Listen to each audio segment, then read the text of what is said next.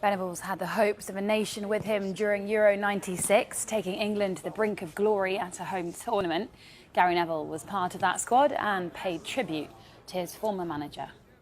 And it leaves me in no doubt in saying that Terry Venables is the most tactically gifted British coach that I've ever seen.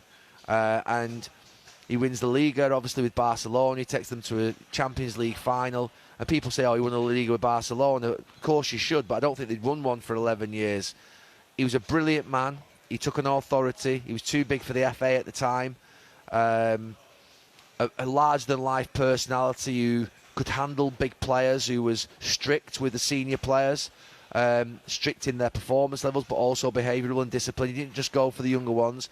And the reason I say that is, well, what's big about that? But when England managers ordinarily get the job, because they only have them for 3 weeks, maybe, or 2 weeks at a time, they don't tend to want to fall out with them or risk falling out with them, because then they think, well, they're going to go back to the clubs and they're not going to be happy.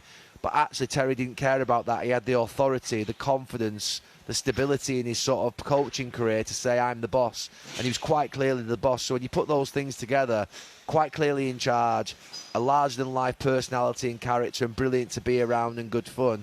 And then the third thing, obviously the most important thing, was an outstanding tactical coach who understood how to build a team in different shapes, different organisations, different structures, well ahead of his time. And he was English. And there is no English coach that I've ever seen or witnessed do what Terry Venables can do. We've had great English coaches who have played sort of strict, rigid systems, who've had good ways of playing.